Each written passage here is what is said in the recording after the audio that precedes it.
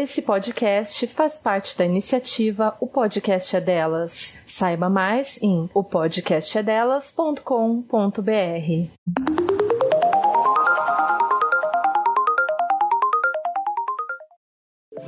Se você também já passou vergonha por não saber o significado de algum termo do universo feminista, então vem com a gente nesse podcast que vai te ajudar a desmistificar palavras através do dicionário da língua portuguesa. Eu sou a Teca Carbonell. E eu sou a Júlia Presoto. Nesse programa, nós vamos para o segundo episódio de uma série muito especial e pedida por vocês ouvintes sobre o mercado de trabalho. Hoje, eu e a Teca vamos conversar com duas cientistas sociais que vão tirar nossas dúvidas sobre carreira.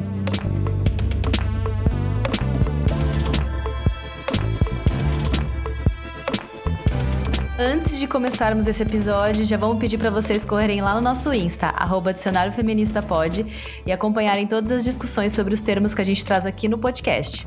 A gente também não vai ficar triste se você quiser entrar no nosso grupo do Telegram, t.me/dicionariofeministapodcast, e o link também vai estar lá na nossa bio do Instagram.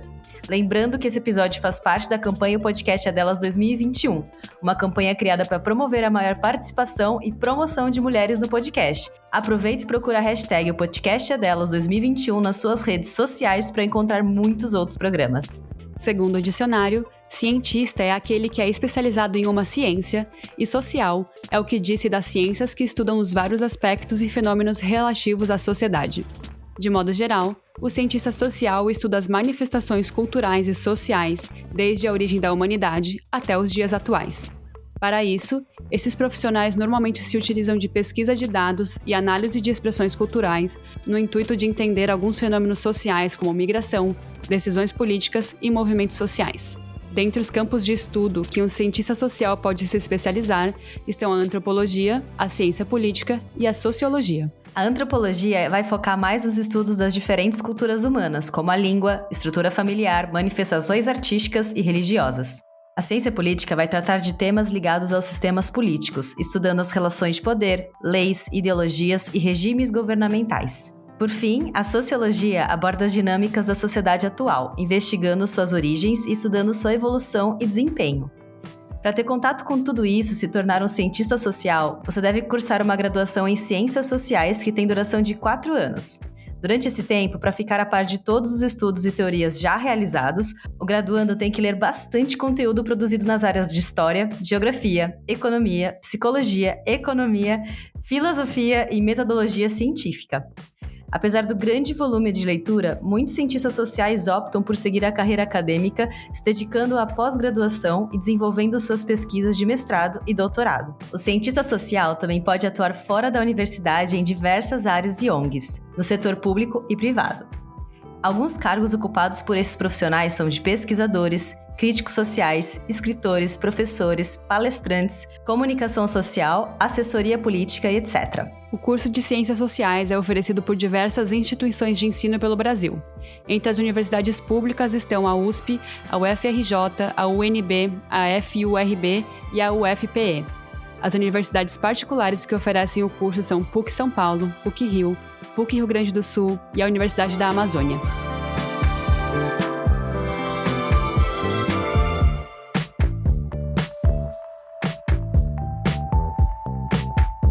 E hoje a gente está em ótima companhia, porque elas são duas cientistas sociais que dividem suas vivências acadêmicas e experiência docente de uma forma super descontraída. Carol e Carol, se apresentem para os nossos ouvintes, por favor. Oi! Oi para todo mundo. Eu sou a Carol Andrade. Primeiramente, a gente agradece muito pelo convite. Sempre é uma honra, um prazer conversar com colegas que estão procurando, né, esses espaços de divulgação da ciência e assuntos nas redes. Então, muito obrigada pelo convite.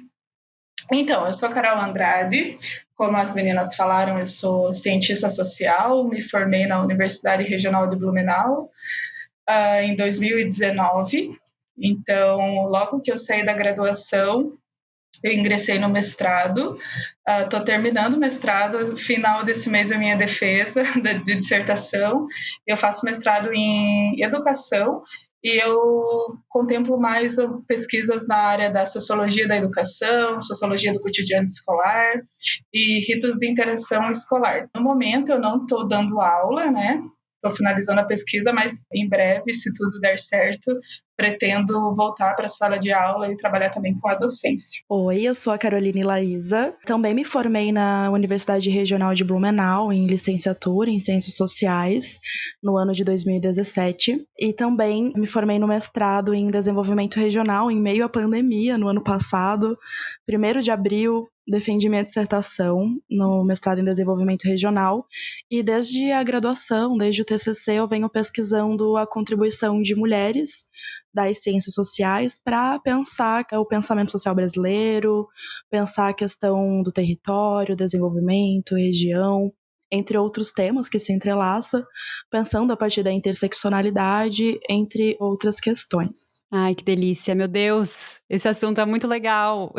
Eu sou formada em jornalismo, mas eu queria muito, depois de me formar, quando eu estava naquela época ainda, queria fazer alguma especialização pós ou, sei lá, queria seguir ciências sociais também.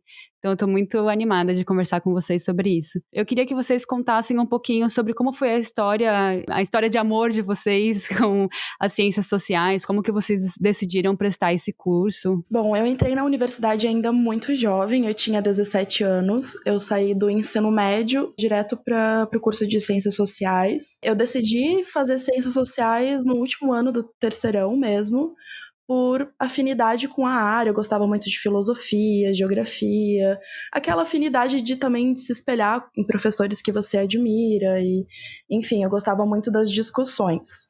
Então eu fui pesquisar universidades que ofertavam cursos nesse sentido. A princípio eu queria fazer filosofia, mas aqui na região onde eu moro não tinha o curso. E aí eu encontrei o curso de Ciências Sociais da FURB. Hoje em dia eu não penso em fazer filosofia, me encontrei nas Ciências Sociais, porque é um curso muito bacana. E foi basicamente assim, eu caí bem de paraquedas, porque eu era bem adolescente, eu acho que é uma escolha muito importante para um adolescente fazer tão jovem, né? Então eu fui aprendendo aos poucos o que era um cientista social, eu não tinha muita ideia do que fazia, pensava que era só para dar aulas, mas a gente sabe que o mercado de trabalho é um pouco mais amplo.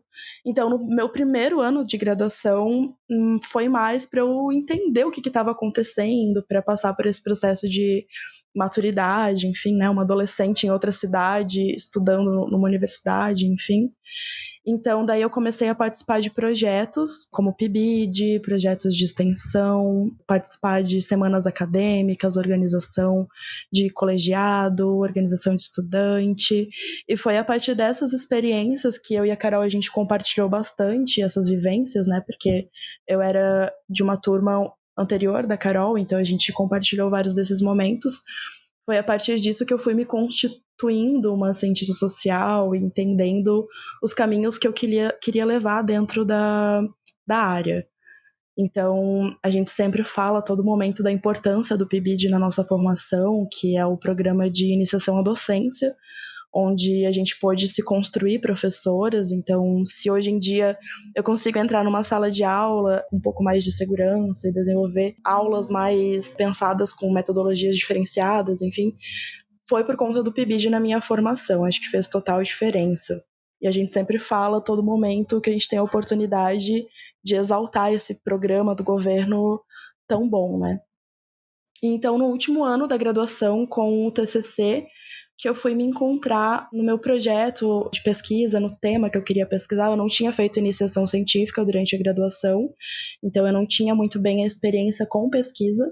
Foi mais no TCC que eu pude me aproximar mais da questão da pesquisa. Então, o meu objeto de estudo até veio de uma reflexão em sala de aula com uma professora de por que em ciências sociais a gente sempre estuda os pais da sociologia, os grandes clássicos, que são muito importantes, né, que constituíram a área, mas não são únicos, existem outras narrativas, e a partir disso, então, que a gente foi, junto com a minha orientadora, a gente foi pensando a questão das mulheres, de trazer essas mulheres que foram invisibilizadas por muito tempo e pensar, o que elas escreveram, o que elas contribuíram para a nossa área, que a gente desconhece.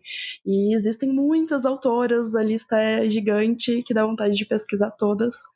E aí foi no final do TCC que a minha orientadora me incentivou a fazer o mestrado. Eu não tinha, a princípio, a ideia de fazer mestrado, nunca tive um plano de carreira nesse sentido. E daí ela me incentivou a fazer o mestrado, já engatei da graduação para o mestrado em desenvolvimento regional para continuar pesquisando e aprofundando nesse tema. Bom, a minha trajetória é um pouco essa, acho que é bem comum do adolescente que sai do ensino médio, vai para a graduação, começa a se descobrir na área e segue um pouco disso. E hoje em dia também eu sou professora de sociologia da Rede Pública Estadual de Santa Catarina, acho que eu não comentei no começo, então a minha atuação na área é um pouco isso, assim, essas vivências que eu construí na graduação, no mestrado, em sala de aula, um pouquinho disso. A minha história com as ciências sociais, ela é um pouco, não foi uma história direta, foi um pouco longa. Talvez eu tenha demorado um pouco para encontrar o meu lugar no mundo, mas isso foi acontecendo. Então, né, eu sou natural do Paraná, da cidade de Ponta Grossa, e assim como a Carol comentou, eu também tive a influência de muitos professores, muitos bons professores, né? Então, quando eu estava no ensino médio, ali nos últimos anos, eu fiz curso técnico, fiquei 4 anos no ensino médio. No 3º ano, eu já tinha me decidido que queria ser professora. Obviamente, né, que como toda adolescente nessa fase, antes eu já quis ter outras 1001 profissões, né? Mas quando eu fui me encaminhando para o tempo de prestar vestibular, eu decidi que queria ser professora. E aí estava a questão, né, de professora do quê, então? Na época também, junto com isso, eu não sei, eu tinha uma ideia fixa na cabeça de ser publicitária, do nada, né? Mas não tinha naquela época, não tinha na universidade pública, né, lá na minha cidade, não tinha curso de publicidade. Como eu queria ser professora e queria ser publicitária depois, logo eu pensei, por que não fazer letras, né? Eu tinha essa professora que me incentivava muito a fazer letras e eu acabei entrando no curso. Cursei 1 ano de letras português e espanhol e não era um curso que eu me identifiquei logo de cara, mas foi a minha meu primeiro contato com o mundo acadêmico e acredito que tenha sido muito importante esse período. Eu tinha 17 anos também, né? Então eu estava deslumbrada com o que era a universidade, com essa novidade, com tudo. Mas eu pude aproveitar bastante esse 1 ano. Nesse período eu já conheci o PIBID, que a Carol falou, somos discípulas de PIBID, né? Com certeza o PIBID mudou muito a nossa trajetória enquanto estudante e mudou muito e até hoje continua mudando a nossa prática enquanto professoras. Então, nesse ano eu pude participar do PIBID, eu fiquei quase o ano todo como bolsista do PIBID. Gostava muito do programa, mas não me identificava no curso, porque eu queria discutir outra coisa, queria falar de política, de outras coisas, né? E aí, não tinha ciências sociais na minha cidade, não era uma coisa que tinha passado pela minha cabeça, nunca pensei em fazer isso, até porque não era um curso que eu tinha tido contato. Eu tive 1 ano de aula de sociologia só no ensino médio, então o meu contato era muito raso, muito rápido, não era uma coisa que eu pensava. Mas aí tinha geografia na minha cidade, eu pensei, por que não estudar geografia, né? Aí fui lá eu de novo, fiz o vestibular, passei e fiz 1 ano de geografia bacharel. Era um curso que eu me identifiquei mais, gostava muito. Nesse ano não pude participar eu era estudante trabalhadora, então não pude participar de projetos de iniciação científica, PIBID, nem nada do tipo. Mas aí o destino, né, vem dar as rasteiras na gente, que a minha família resolveu mudar de cidade. Por diversas questões, a minha família acabou mudando para Blumenau. Então, né, na época eu não tinha muita escolha, vim junto, e quando eu cheguei em Blumenau, né, ainda sem conhecer a cidade, sem saber das universidades, eu fiquei 1 ano trabalhando, né, longe dos estudos, e aí depois eu resolvi, vou voltar a estudar, né, sempre gostei muito de estudar e tal. E aí eu lembro, num dia muito aleatório, eu entrei no site da universidade aqui, né, da FURB, e comecei a procurar os cursos, né? E aí fui direto para as licenciaturas, que era uma coisa que eu já tinha interesse, ali eu vi ciências sociais. Pensei, vou dar uma olhadinha, né? E aí na grade do curso tinham 2 disciplinas de geografia. Aí eu na hora pensei, pronto, é esse curso que eu vou fazer, vou poder estudar geografia, porque eu adoro geografia, né? E aí me inscrevi no curso, entrei e eu lembro que logo no início, nas primeiras semanas, eu fiquei muito impactada e muito deslumbrada. É um curso, assim, a gente fala, né, para todo mundo que Ciências Sociais é um curso muito legal, muito gostoso de fazer. E pela primeira vez eu senti que eu tinha encontrado meu lugar no mundo e pensei, bom, eu gosto muito disso, é isso que eu quero fazer, eu quero estudar isso. Me encontrei muito, foi uma experiência muito positiva, muito boa. E como a nossa universidade, o curso de Ciências Sociais não é um curso grande na nossa universidade, a gente teve oportunidade de vivenciar muitas coisas, né? Teve, eu digo, muitos privilégios. Que o primeiro deles, como a gente já falou, foi o PIBID, que eu quase que a graduação inteira fui bolsista do PIBID, que foi uma experiência muito boa, assim, muito enriquecedora. E a gente ainda trabalhava com metodologias inovadoras para o ensino de sociologia, que era muito legal. Então a gente inventava, assim, cada coisa, cada loucura, né? Às vezes era loucura, mas na maioria das vezes dava certo e tal. E como a gente também já falou, isso contribuiu muito para a nossa... continua contribuindo para a nossa prática enquanto professoras. E eu também tive a oportunidade de, já na graduação, me envolver com a pesquisa, né, com a iniciação científica. Então, eu participei de 2 projetos de iniciação científica e, de certa forma, eu acho que eu me encontrei também nisso, sabe? Eu amo dar aula e eu amo também muito fazer pesquisa. Então, era um ofício, assim, eu achei muito, muito massa, muito legal, né? Ainda no começo da graduação, a gente não sabe muito direito o que são as coisas, mas a gente só vai, né? E essas oportunidades também foram ótimas para mim, que, né, a gente sabe que na universidade a gente precisa construindo o famigerado currículo Lattes e participando de eventos, tal. Foram todas vivências que a gente pôde ter. E aí, como eu já tinha o interesse pela pesquisa e gostava, no meio do curso também eu optei por estudar Sociologia da Educação. Tive um encontro de amor com o sociólogo Pierre Bourdieu e pensei, eu quero estudar isso o resto da minha vida, quero estudar Sociologia da Educação para sempre, eu adoro isso e tal. E acabei ingressando no mestrado em Educação. No mestrado eu fugi um pouco do Bourdieu, ele fugiu de mim, na verdade, que eu fui para outro caminho teórico, né? Hoje eu pesquiso, como eu falei também no comecinho, terminei a pesquisa, agora falta só defender. Eu estudei os ritos de interação escolares, que é uma perspectiva mais microsociológica, e sempre ali caminhando, né, com a sociologia. E tem sido uma experiência muito, muito boa, muito legal. Eu também já, ano passado, estava dando aulas também, lecionando, né, sociologia no ensino médio. Esse ano, devido à contratação do Estado e tudo mais, a gente ainda está aguardando como vai ser, e eu não estou dando aula no momento, mas, como disse também, espero que logo esse cenário mude e eu possa voltar para a sala de aula, que é um lugar de muito gosto. É muito legal, assim, ver as pessoas encontrando as paixões, né, nas carreiras e tal, porque eu acho que para uma pessoa que, por exemplo, tá indo prestar vestibular agora, ou decidindo o que vai fazer da vida, é uma coisa que a gente acha, eu pelo menos achava que eu nunca ia encontrar, assim, eu falava assim, meu Deus, o que eu gosto de fazer nunca vai me dar dinheiro, né, e o que vai dar dinheiro talvez eu não tenha certeza que eu não vou gostar de fazer o resto da vida, então é uma coisa muito linda ver esse trajeto de vocês.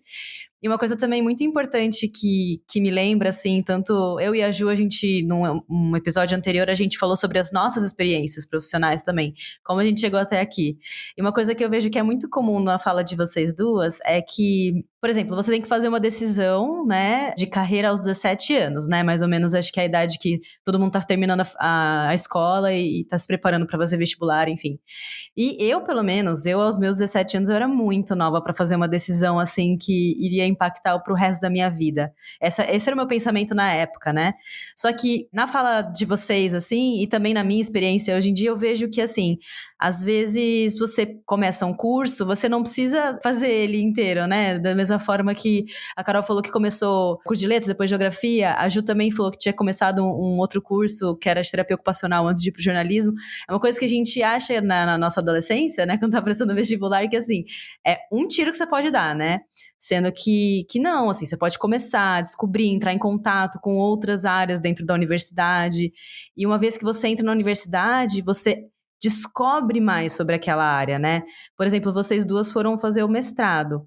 E aí a minha pergunta é a seguinte, quando vocês entraram na faculdade, ou antes mesmo, né, quando vocês estavam ali prestando vestibular, naquela expectativa de entrar para ciências sociais mesmo, né? Vocês já tinham essa ideia de ir seguir na carreira acadêmica e fazer um mestrado? Ou vocês tinham outras perspectivas ou outras ideias do que fazer? Ou não tinham ideia nenhuma do que ia dar nisso tudo? Bom, então, eu entrei com 17 anos. Eu e a minha irmã, que é um pouco mais velha, fomos as primeiras da família a entrar numa universidade e cursar, né, no ensino superior. Então eu não fazia ideia que existia mestrado, doutorado, carreira acadêmica, Lattes, evento científico. Não fazia ideia que isso existia quando eu entrei na graduação. Sendo que já tinha outras pessoas que entraram com a gente que já tinham um plano de carreira sólido, que já sabia o que queria fazer lá pra frente. Eu só fui deixando a vida me levar e as coisas foram meio que acontecendo, assim, né? Conforme eu fui participando dos projetos, contato com os professores, meio que eles vão direcionando a nossa carreira também e a gente vai aprendendo e vendo o que a gente quer pra gente. Então eu não fazia ideia, até decidi realmente ingressar no mestrado por influência, por, enfim, uma professora me incentivar e ver o potencial e continuar a pesquisa, enfim, mas não fazia ideia não do que era todo esse mundo. Então, eu acredito que, embora não tenha sido tão consciente na época, eu acho que eu já tinha certos pensamentos sobre isso. Como eu falei para vocês, eu já tinha tido um contato em outros 2 cursos, né, em letras, em geografia. Então, quando eu entrei nas ciências sociais, digamos assim, que eu estava um pouco menos imatura do que eu estava lá quando eu entrei a primeira vez na universidade. Eu não sabia direito o que era o mestrado, o que fazia no mestrado, mas eu sempre pensava, quero fazer mestrado. E aí depois, com essas vivências assim de pesquisa e até mesmo com o PIBID, que você vai recebendo estímulos e informações sobre isso, eu já comecei nessa época a pensar, olha, quero entrar no mestrado. E como no meio do curso ali das ciências sociais eu já sabia que eu queria estudar sociologia da educação, por exemplo, e na universidade tinha pós-graduação em educação, eu pensava, bom, acho que eu vou tentar, pois, né, tem aqui na universidade, é uma coisa que eu gosto de estudar, porém, a minha trajetória também foi muito marcada pelo que a Carol falou, que são professores que incentivam. Eu tive primeiramente, a nossa supervisora de PIBID, ela era super incentivadora e ela tinha feito mestrado em educação, estudava sociologia da educação, então certamente ela foi a pessoa que me incentivou já no comecinho da graduação e falava, tenta mestrado em educação aqui, você vai gostar, e já meio que foi me apresentando no campo e me dizendo mais ou menos como eram as coisas, questão de orientação e tudo mais. Sabendo que eu queria pesquisar educação, no meu TCC eu também já direcionei a minha pesquisa para a área da sociologia da educação. E aí, nesse período, eu conheci o professor que foi o meu orientador, que também foi um grande incentivador na época, e sempre me falava, faz mestrado, faz mestrado. E aí, assim, a gente meio que, eu de certa forma tinha já essa ideia de queria fazer mestrado e recebi muitos estímulos para isso. Recebi bastante... Convivi com muitas pessoas que me incentivavam e que me ajudaram e que me deram oportunidades. Então, acredito que foi um pouco disso também comigo. É muito legal, acho que hoje em dia nós estamos do outro lado de um papel de professor, e é muito legal ver esse potencial da educação, esse potencial da profissão professor, né, de incentivar outras pessoas, de, enfim, impactar positivamente outras pessoas. E eu acho que isso que é o que dá ânimo pra gente seguir na profissão também. Eu nunca tinha ouvido falar nisso que vocês estão mencionando do PIBID. Vocês podem contar um pouco mais sobre o que é o PIBID? Porque eu acho que para vocês foi um passo muito importante para iniciar a carreira de vocês, e eu acho que quem tá ouvindo pode ser que se interesse também por saber mais. Bom, o PIBID é um programa do governo federal, que é programa de iniciação à docência. O que acontece? As universidades têm convênios com as escolas do estado, né, as escolas públicas, e os estudantes das graduações, das licenciaturas, por meio do PIBID, organizado a partir de subprojetos por áreas, se inserem nas escolas e, junto com os professores da universidade e o professor da escola da disciplina X, desenvolve metodologias de ensino para pensar a didática, enfim, para ensinar temas específicos. A gente fazia parte do subprojeto de Ciências Sociais, que era o nosso curso da universidade, que estava inserido em sala de aula no curso de Sociologia. Então, a gente trabalhava em conjunto, os estudantes da graduação, com os professores da universidade e da escola. Hoje em dia, eu acho que o programa está com uma configuração um pouco diferente, englobando mais cursos, justamente por falta de recurso, muito provavelmente, porque a educação acabou, nos últimos anos, perdendo bastante investimento, enfim. Mas a gente teve a sorte de pegar a época de ouro do PIBID, né? De poder pensar justamente a nossa área específica. Ai, desculpa, eu vou ter que dar uma alfinetada, porque como eu também fiz Federal de São Carlos, eu lembro muito que muitas pessoas do meu curso, né, eu fiz o curso de imagem e som, e muitas pessoas do meu curso aproveitaram muito um programa que foi criado em 2011 pela Dilma, que era o Ciências Sem Fronteiras, e era um programa que também, né, associava as universidades federais a alguma universidade fora do país. E muitas pessoas que eu conheço foram viajar para outros países para estudar, assim, e aí isso foi muito incrível. E eu tô tentando pesquisar aqui para ver se ele ainda existe. Eu acho que ele não existe mais, esse programa, ou se existe também tá nessas condições que ele falou de menos recursos e tal. E, enfim, eu só queria aqui enfatizar a minha indignação, assim, né?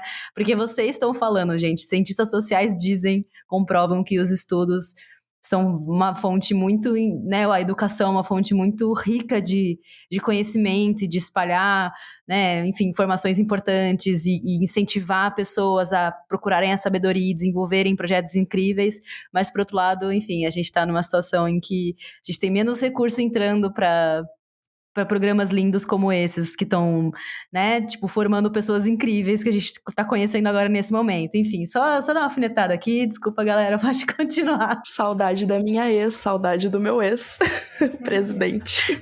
Socorro!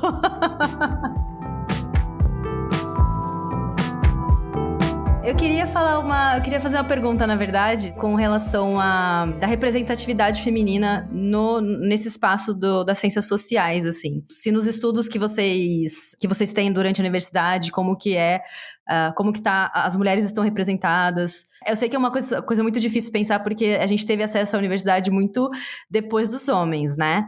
Até 1970, a mulher não podia entrar na universidade, ou começou a poder entrar em universidade. Então, a produção acadêmica feita por mulheres é uma coisa muito, né, tem muito menos quantidade do que produzida por homens. E eu queria que se vocês pudessem comentar isso no campo das ciências sociais. Então, é uma pergunta um pouco difícil de ser respondida, porque a gente tem as nossas vivências num local específico, numa universidade específica, e isso pode ser que não reflita o todo, né?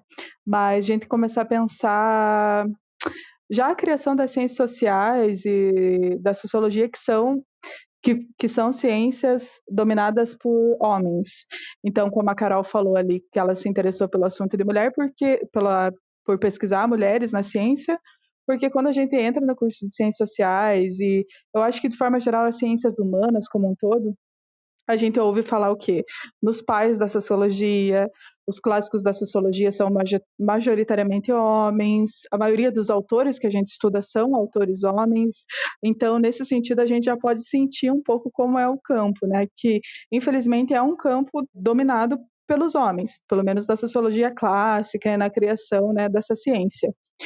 Aí, eu acho que a Carol pode falar um pouco sobre essa questão e relacionado um pouco também com a pesquisa dela. Bom, que nem a Carol comentou, é muito difícil a gente afirmar de forma geral se as mulheres são bem representadas nas ciências sociais, mas a gente pode pensar em termos históricos, né? Fazer uma análise mais retrospectiva. E quando vocês passaram o roteiro, eu até pensei que no dia 11 de fevereiro a gente comemorou o Dia das Mulheres e Meninas na Ciência. Sim. E a Claxo, que é o Conselho Latino-Americano de Ciências Sociais, até fez uma publicação nesse dia falando da importância da gente reforçar esse Dia das Mulheres na Ciência, e eles colocaram um dado que menos de 30% dos pesquisadores científicos no mundo são mulheres, então 30% a gente ainda está um pouquinho longe de pensar uma equidade nesse sentido.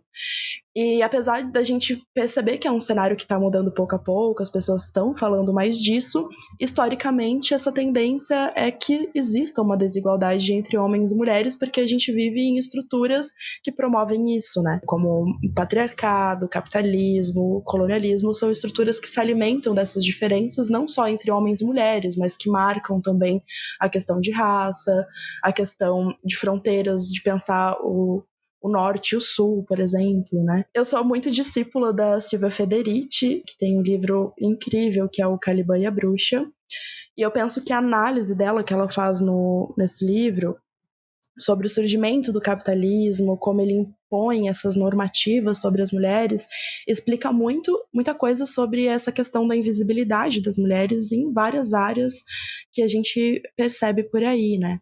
E até o século XIX, por exemplo, é muito evidente a ausência das mulheres no relato e na produção historiográfica. E o pouco que se produzia sobre as mulheres afirmava estereótipos femininos ligados ao corpo, à beleza e assim por diante. Então, até o século XIX tem muita lacuna, muita coisa que ficou para trás que agora a gente está começando a descobrir, né? E o que muda radicalmente esse cenário é, com certeza, a participação do movimento feminista. A partir da década de 50, 60, enfim, também desde o século XIX, né? Então isso muda, acho que, e é o que vem mudando esse cenário, é as lutas desse movimento, né? As conquistas. No âmbito das ciências sociais, eu penso que ainda possuem muitas lacunas, muita coisa pra gente ainda caminhar, né? A gente ainda desconhece muitas mulheres importantes para a construção do pensamento sociológico brasileiro, por exemplo. A sociologia ela vai surgir nos anos 30, paralelo à construção das universidades, no contexto do Getúlio Vargas, de industrialização, enfim, toda uma ruptura social que acontece nesse período. E esse período acabou criando algo muito forte, que é a intelectualidade, de que a ciência é uma atividade reservada aos homens, e poucas mulheres estavam inseridas nesse cenário, mas elas estavam produzindo muitas coisas. E agora acho que a gente, não só agora, mas já faz algumas décadas, né, que a gente vem conhecendo essas mulheres. E pensar a questão das mulheres também é quem são essas mulheres que estão hoje em dia nas universidades, quem são as mulheres que produzem ciência, e a gente vai perceber que isso as universidades acabam reproduzindo uma estrutura social que a gente sabe que existe, né? Racismo, machismo, também por não viver numa bolha, a universidade vai acabar estando inserido nisso. Tem um site muito interessante que é a Gênero e Número, que eles têm vários dados referentes a questões de gênero, e tem um que me chamou muita atenção, que é que mulheres negras representam menos de 3% entre as docentes das pós-graduação nas universidades brasileiras. Então, quando a gente pensa a representatividade das mulheres, ainda a gente acaba reproduzindo muitas questões que a gente vê na sociedade de forma mais ampla, né? Acho que é um pouquinho disso. A gente acha que a universidade, assim, a universidade sim é um espaço de reflexão, é um espaço que traz muitas coisas novas, é um mundo novo quando você entra, porém ainda é muito regado, é muito influenciado por toda essa sociedade que a gente vive, né? Que é racista, que é misógina, que é, enfim, e tem todos os preconceitos, assim, né? Então, mesmo quando a gente acha que, não, mas tá fazendo uma matéria de humanas, né? Mesmo assim, é carregado, né? A sociedade, ela traz para dentro da universidade também muitas coisas. Inclusive, uma das críticas que eu tenho com relação à produção do conteúdo acadêmico, assim, não... se eu falar desse jeito fica meio esquisito. Mas não na produção do conteúdo acadêmico. Algumas formas com que esse conteúdo é feito e tal, é a tal da acessibilidade, né? O quanto que... A gente até conversou com as meninas do Elas Pesquisam, que aquele muro, né, que existe, por exemplo, na USP, não é só um muro físico, é um muro que ele marca também uma divisão social ali, né, de que aquele espaço é para pessoas que têm uma condição para estar estudando e estar integrado naquela linguagem, enfim, naquele espaço, né, sendo que é uma universidade pública, você paga um total de R$0 para poder estar lá dentro. Só um comentário aqui que a gente estava refletindo também, de que a ciência também não é algo neutro, né, ela vai ter seus referenciais específicos justamente para o funcionamento do campus, que daí que a gente entra com o Bourdieu, que a Carol também é super discípula e sabe explicar um pouco melhor sobre esse funcionamento de forma geral. Então, seguindo nessa linha do que a Teca e a Carol comentaram, primeiramente a gente sabe e tem que ter consciência disso, de que a universidade é um espaço para pessoas privilegiadas. A gente sabe que a universidade, infelizmente, não é para todo mundo. Se a gente for ver já a porcentagem de jovens que terminam o ensino médio, 30% desses jovens do ensino médio vão para a universidade. E eu sempre me pergunto, será que eles não querem fazer uma universidade? Será que eles não querem cursar algum curso, né, buscar alguma profissão? De fato, a gente sabe que desses 70% de jovens que ficam por fora, muitos deles não têm a oportunidade e o acesso à universidade. Então, primeira coisa, né, a universidade sempre foi e continua sendo um lugar de muito privilégio, para pessoas muito privilegiadas. Mesmo a gente falando das universidades, eu acho que mais ainda quando a gente fala das universidades públicas, né, que tem processos seletivos dificílimos para entrar, e a gente sabe, por exemplo, eu não conheço a USP, a realidade da USP, mas a gente sabe o quanto essas universidades grandes têm processos seletivos muito duros, e a gente sabe quem está ocupando esses espaços, né? E Bourdieu sempre explica tudo. Mais uma vez, Bourdieu estava certo. Quando o Bourdieu fala do funcionamento do campo, a gente entende o mundo, a academia como um campo, né? Então, o campo acadêmico, ele é formado por muitas regras, e é um campo como os outros, mas é um campo de muita disputa. E aí, quais são os capitais que regem, né? Quais são, o que domina o campo, né? Aí a Carol falou dessa questão da intelectualidade, e também tem uma relação com outros campos, né, como o campo econômico, enfim. É uma coisa que dá muita discussão, é uma questão que a gente pode discutir muito, mas a universidade também, ela reflete a nossa sociedade, né? Ela não é um espaço neutro, como a gente já falou, e não é uma redoma que está longe dos preconceitos, das intolerâncias que a gente vem percebendo.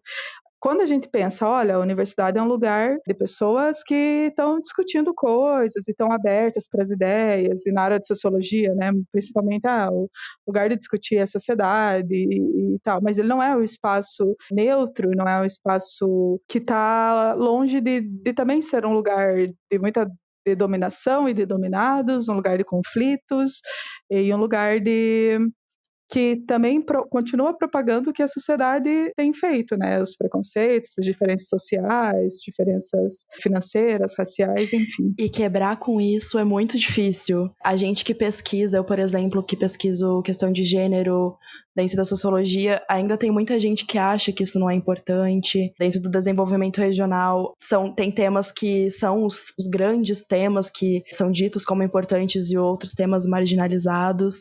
E é bem difícil você quebrar essa normativa, essas regras de funcionamento. Daí tem as pequenas rebeldias que a gente faz e utilizar isso como uma ferramenta para questionar as nossas práticas, não apenas acadêmicas, mas da vida também, profissional e assim por diante. E tá sempre batendo na tecla, falando a todo momento. Acho que isso em algum momento tem uma mudança mais estrutural, mais ampla, né? Por isso que é importante a gente ter essas discussões dentro de ambientes que são majoritariamente compostos por mulheres, né? Eu e a Teca, nós fizemos uma introdução a essa série na semana passada. Nós gravamos, ainda não foi publicado, mas enfim, fizemos. E aí a gente falando do mercado de trabalho, sobre como é difícil e como não tem esse encanto mais. Mas, ao mesmo tempo, a gente fala, gente, a gente precisa muito ocupar esses espaços, porque senão ele não vai mudar. A gente precisa estar lá para discutir gênero, a gente precisa estar lá para discutir nossos direitos. Então, achei muito legal essa linha de discussão. Eu queria agora ir para um próximo tópico, que é...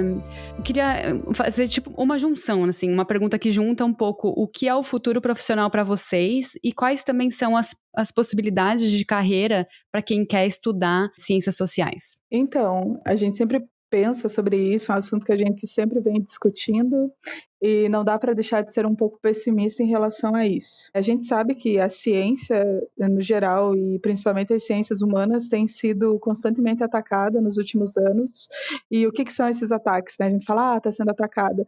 E a gente vê isso se refletindo em cortes de verba, em cortes de bolsa para programas de ciências humanas, para programas de sociologia, na educação também estão sendo feitos muitos cortes constantemente. A gente tem vivenciado isso aqui na nossa universidade, né, em relação à queda do número de bolsas e tal. Então a gente sabe que tem sido muito difícil fazer pesquisa no âmbito das ciências humanas nos últimos anos. E também tem sido muito difícil ser professora de sociologia. Primeiro, que a sociologia vem perdendo espaço. Isso não é uma coisa de agora. O histórico da disciplina de sociologia é marcado por essas quedas e por rupturas e voltas, e uma hora a sociologia sai do currículo, outra hora a sociologia volta, e esses momentos difíceis da sociologia, da disciplina, né, estou falando aqui enquanto disciplina, eles aconteceram em períodos politicamente difíceis também. Então, a sociologia, por exemplo, na ditadura militar, ela foi retirada do currículo, e depois ela retorna com uma disciplina obrigatória em 2008, se eu não me engano, e agora, há uns 2, 3 anos atrás, com a nova Base Nacional Curricular Comum, houve-se a discussão de que a sociologia fosse retirada novamente enquanto disciplina obrigatória. E aí sempre, né, tem muita resistência também, tem muitos movimentos que lutam contra isso, e aí a sociologia volta, mas não com a mesma carga horária, por exemplo, e aí colocam outras disciplinas. Então, é um trabalho um pouco árduo, assim, a gente sabe que a gente não está numa profissão estável, a gente sabe que toda hora isso pode mudar, muda de governo, as coisas mudam, as políticas educacionais, infelizmente, elas estão constantemente mudando, e a gente vê isso no novo ensino médio. Por exemplo, a gente até esses dias falou lá no nosso Instagram sobre o que tem acontecido no estado do Paraná, que as disciplinas de sociologia e de arte foram reduzidas para 1 hora aula semanal, dando espaço a disciplinas como educação financeira. Também é um processo que vem acompanhando a construção de colégios cívicos militares. Aqui na nossa cidade também muitos colégios passaram a ser assim, como no Paraná. Então, todo momento de muita luta, parece que a nossa profissão é ainda mais massacrada, de certa forma, mas eu acho que é mais uma tentativa também de calar as pessoas que querem falar e querem refletir sobre o que está acontecendo e querem refletir historicamente e cientificamente sobre isso. Então, não tem sido fácil, assim, sinceramente, a gente sempre anda muito aflita com isso, com o que vai ser o nosso futuro profissional, qual é a perspectiva para pessoas que estão entrando na área agora. Olha, a perspectiva, infelizmente, não é boa. E aí que entra em contrapartida a gente procurar ocupar outros espaços e fazer sociologia, fazer ciências sociais de uma forma não estritamente escolar ou acadêmica. A gente né, pensa em fazer o doutorado, mas também tem essa questão das bolsas, que a gente não sabe como isso vai estar, né, daqui a uns anos. Mas o que tem nos dado muito ânimo e muito incentivo nos últimos dias é a nossa página do Instagram. Para quem não segue, aproveita aí, @lascarolitas, que a gente procura falar não só sobre sociologia, a gente começou falando de sociologia e é o que a gente, eu acho que mais fala, né, porque é a nossa paixão, é a nossa área de atuação. A gente sempre procura falar desses assuntos, falar de educação, falar de autores que a gente está lendo, que de certa forma isso é uma forma de divulgar o que, né, para que outras pessoas também tenham acesso a conceitos e a conteúdos que podem ser estritamente acadêmicos, escolares, e isso tem sido muito legal, tem dado muito ânimo, porque a gente está sendo super bem recebida nas redes sociais e principalmente tem dialogado muito com muitas pessoas que também estão fazendo isso, muita galera boa, muita gente legal. Enfim, isso tem dado bastante ânimo. A gente também entende e sempre discute que o nosso Instagram não é a continuidade da nossa sala de aula e nem tampouco das nossas pesquisas acadêmicas, que ele é um outro espaço, né, uma outra comunicação, é uma outra forma de falar, mas que dá para falar. Então, isso tem sido bem animador, assim, foi o que salvou 2020. Eu compartilho da reflexão da Carol, porque é o que em todo café, a gente conversa. Os nossos cafés de 2020 era basicamente para chorar o cenário social e político atual. E realmente, a gente agora, a Carol quase defendendo o mestrado, a gente já com uma formação, a gente se vê realmente com poucas possibilidades para se inserir e construir uma carreira, né? Então a gente tem que fazer um esforço muito maior para conseguir um mínimo, que é fazer um concurso e ter um emprego digno com direitos. E uma Uma estratégia que a gente vem percebendo muito é o trabalho com mídias digitais, o espaço de internet. E no nosso curso era licenciatura, mas eu sei que tem outros cursos de ciências sociais bacharel, por exemplo, que se discute muito o mercado de trabalho do cientista social, que não se restringe à sala de aula. O cientista social ele pode atuar na política, ele pode atuar com dados estatísticos em empresas, pode atuar como consultor ambiental. Enfim, tem toda uma gama de locais onde pode-se ter um cientista social.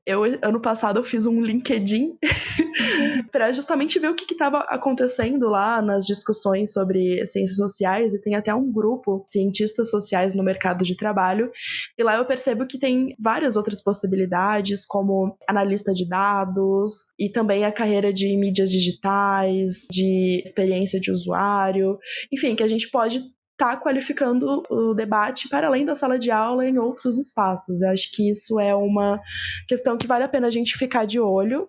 Claro que muitas vezes vai contra as nossas ideologias, dependendo das empresas, né? Mas tem trabalhos bem legais que a gente pode atuar e fazer diferença, que não só na sala de aula. Então, acho que nos próximos anos, esse ano, a gente está pensando em estudar mídias digitais, estudar questões relacionadas à internet para justamente fazer um projeto nesse sentido, porque a gente também não esperava que o Carolitas tivesse uma receptividade como teve no ano passado, né? Muitas pessoas acompanhando a gente. E a gente gostou muito disso, né? A gente ama falar, ama comunicar, ama expressar a nossa criatividade, que a gente já fazia isso em sala de aula. E esse espaço está sendo bem legal nesse sentido. Gente, eu vou largar essa vida de produtora audiovisual, vou virar cientista social agora mesmo. Eu quero que se dane, sabe? Porque é muito incrível conhecer vocês. É sério, tipo, é muito importante as coisas que vocês fazem. E eu sinto que, assim, eu já sentia isso, porque vocês têm também um canal no YouTube, né? Que vocês postam vídeos super descontraídos, mas com conteúdo muito importante. Na página de vocês também sigo faz tempo, já sou, tipo assim, pô, eu e a Ju, a gente assim, nossa, olha essa postagem que legal, olha essa postagem que legal. Cheguei pro meu marido esses dias e falei, nossa, olha isso aqui que elas postaram, que incrível. Tipo assim, tem muita coisa que vocês postam que é o conteúdo da internet que é confiável, sabe? Você quer procurar um conteúdo confiável que vem de pessoas que sabem o que estão fazendo, né? Que não, com certeza não é fake news. É só seguir a página das Las Carolitas e também o canal no YouTube.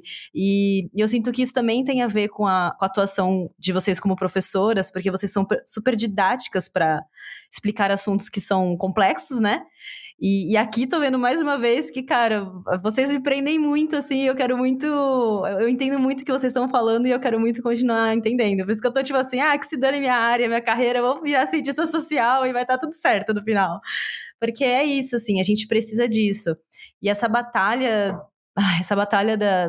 dessa área, a área das artes também nas escolas, é uma coisa que é muito triste, assim. Eu olho e eu só fico pensando assim, gente, por favor, não desistam, vocês não podem desistir dessa batalha pelo futuro do nosso país, das pessoas que estão aí por vir, sabe, pelas crianças que estão aí por vir, porque é o que vocês falaram, né? É uma forma de calar a boca de quem tem coisa pra dizer, de quem que tá passando por algum tipo de repressão.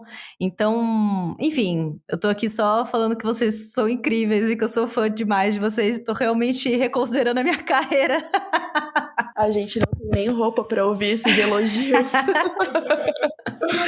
Mas ciências sociais é muito apaixonante. Eu acho que a gente consegue expressar a nossa paixão pela nossa área, né? E é muito da nossa missão de espalhar a palavra das ciências sociais por aí. E fazer com que as pessoas gostem tanto quanto a gente, né? Vem fazer ciências sociais, então, vem correndo. Como a Carol falou, é uma profissão muito prazerosa. A gente vive num eterno dualismo, assim, é tipo aquilo, né? Estude, mas não estude muito, senão dá vontade de chorar. E, tipo, é muito bom, só que também é muito triste entender como a sociedade tem funcionado e para onde as coisas têm se encaminhado. Mas vem correndo. Não, e sem contar o design que vocês criam pro Instagram de vocês é, assim, perfeito. Eu achava até que vocês eram designer, e aí eu vi que não, que vocês são designer amadoras, vocês dizem, mas pra mim isso aqui é profissional. É muito legal o conteúdo de vocês, gente. Pelo amor de Deus, perfeito. Não, e eu acho incrível porque o que vocês postam também são conteúdos que você tem que ter uma pesquisa por trás, né? Eu sei que vocês pesquisam já, mas, cara, não é fácil. Você tem que pesquisar, tem o trabalho de pesquisar, escrever uma coisa, aí você tem que pôr num design que fique interessante. Aí o carrossel de vocês é incrível, também é todo pensado, assim. Eu falo, cara, não é possível que elas fazem tudo isso, fazem mestrado, são professoras, entendeu? Tipo, tem a vida delas, tipo, como que elas conseguem? Elas são super heroínas, cara, não é possível. Esse poder de síntese que você falou, né? Tudo bem, vocês pesquisam há muito tempo, mas pra transformar uma pesquisa em um post, nossa, é uma síntese muito grande, né? Não, e é super legal, assim, você quer ler mais, assim. Os vídeos do YouTube também são vídeos que você fica, tipo, não, quero saber mais disso aqui, como que é? Então trazer isso de uma forma interessante e atrativa. Ai, obrigada, gente. A gente não sabe nem lidar com tanto elogio assim. Mas muito obrigada. E os nossos designs, Caroline aí tá de parabéns. Ela arrasa mesmo nas artes e tudo mais. Falei pra ela já, vai fazer um curso de design, que ainda você tem futuro aí na carreira. Se tudo der errado nas ciências sociais, o plano B. Então agora a gente vai para aquele bloco que são as notas de rodapé, onde a gente retoma algumas coisas algumas referências que a gente falou ao longo do episódio e traz novas referências para vocês que querem saber mais sobre a profissão cientista social. Eu vou começar então indicando o livro, que também, né, aproveitar que fazer jabá, que a gente já falou lá no Carolitas, que é o livro 4 Tradições Sociológicas, do Randall Collins, que é um sociólogo norte-americano, ainda vivo, né, porque a gente geralmente estuda clássicos que já se foram, então uma pessoa super tá produzindo bastante, e é um livro muito interessante, muito acessível para pessoas da área, mas não só, que traz um retrato muito interessante de como do histórico da sociologia, e também das principais tradições, das principais vertentes teóricas dessa área, né? Então ele fala da tradição do conflito, da tradição utilitarista, racionalista, microinteracionista. Então, para quem está querendo saber um pouquinho mais como se fundou e como se divide, como se compõe em ciências sociais, é um livro muito interessante. E para estudantes da área também é um livro que vale super a pena. Bom, eu tenho algumas indicações também. Primeiro é o livro Mulheres, Poder e Ciência Política, que é um livro publicado pela editora Unicamp, com várias professoras, como Flávia Beirolha, por exemplo, que discutem a questão das mulheres na ciência política, porque as ciências sociais, a gente percebe que, dentre sociologia, antropologia e ciência política, a ciência política é uma das áreas mais masculinizadas, entre aspas, assim, das três. Esse livro é bem interessante, são vários artigos que discutem questões do Brasil, América Latina, a área da ciência política, mulheres da ciência política, é bem interessante. Tem uma outra indicação que a gente também já falou no nosso perfil, que a gente fala bastante de pensamento social brasileiro e latino-americano, e tem uma coleção, uma antologia da Claxo, que é o Conselho Latino-Americano de Ciências Sociais, que tem muitos PDFs, todos para baixar de graça, sobre vários temas que discutem a América Latina, o pensamento latino-americano, desigualdades, a questão da natureza, gênero, raça, desenvolvimento, enfim. Tem vários PDFs que valem muito a pena. E indo nessa linha também da questão de discussão de gênero, enfim, eu indico uma série que a gente também já falou, que é Bom Dia, Verônica, que discute bastante essa questão da violência contra as mulheres, e é uma série brasileira, muito interessante pra gente refletir como essa estrutura que a gente sempre fala, né, a estrutura social tá presente no cotidiano, nas vivências cotidianas das mulheres aqui no Brasil. Bom Dia, Verônica tem disponível na Netflix, é uma série. Bom, eu não tenho nenhuma indicação além do Instagram Las Carolitas e do YouTube das Las Carolitas também. É muito legal, como a gente já falou aqui. Vamos mandar beijo? Eu vou mandar um beijo pra uma amiga minha e da Ju também, que é daqui, a gente se conheceu aqui no Canadá, que é a Babi, que ela também foi a pessoa que tirou as fotos que estão no nosso Instagram, as fotos nossas, né, eu e da Ju que estão no Instagram. Enfim, eu queria mandar um beijo pra ela, porque eu tô com saudade dela, ela é uma mulher incrível. Ela acabou de também, enfim, ela tá traçando uma carreira dela que eu tô muito orgulhosa de ver que tá dando certo. Eu só queria mandar um beijinho pra ela. Eu vou mandar um beijo mais genérico hoje. Eu vou mandar um beijo pra todo mundo que tá trabalhando no resgate de cachorros abandonados. Eu tô acompanhando de perto um processo e tá sendo, assim, eu tô bem chocada, que não é fácil. É um trabalho que é uma carga mental muito grande e pouco reconhecido. E, né, cachorrinhos, eu amo. Bom, a gente também vai mandar um beijo genérico. Mandar um beijo aí pra toda a galera que tem acompanhado o nosso trabalho no Instagram e também para os nossos colegas da Sociologia que estão ocupando esse espaço, produzindo conteúdo de qualidade e acessível a muita gente. Então, um beijo aí para todos os seguidores da Carolitas. Pros 7 mil, é 7, né? Sim, 7? A gente no começo do ano chegou a 7 e agora a gente já tá indo para 8 mil seguidores. A gente não sabe lidar com isso mesmo, assim, de verdade. Parabéns, meninas. Vocês são incríveis. Obrigada. Ai, muito obrigada, meninas. Obrigada mesmo. Não sei se já tá acabando, mas se tá, obrigada pelo convite. Foi muito legal conversar com vocês. E tamo juntas aí, vamos que vamos. Carol e Carol, muito obrigada por terem passado esse tempo aqui com a gente. A gente já falou 1000 vezes, mas recomendamos fortemente que os nossos ouvintes entrem lá no Instagram delas, @lascarolitas, e no YouTube também. Meninas, queria que só vocês deixassem aqui aonde que as pessoas podem encontrar vocês, qual que é o @ de vocês, qual que é o YouTube de vocês. Então, é o nosso Instagram, como vocês falaram, e também o nosso YouTube é @lascarolitas. E se quiserem falar com a gente no privado, no PV, é @CarolAndrade _B e @CarolineLaísa. É isso, gente. Como a gente só trabalha com fatos, todas as fontes dadas na produção desse programa estarão na descrição. Para quem quiser estudar mais sobre o assunto, é só dar uma passadinha lá. Muito obrigada por ouvir a gente e tchau. Tchau, tchau!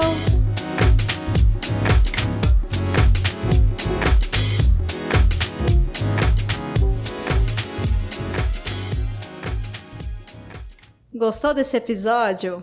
Bom, né? Ele faz parte da campanha #OPodcastEDelas 2021.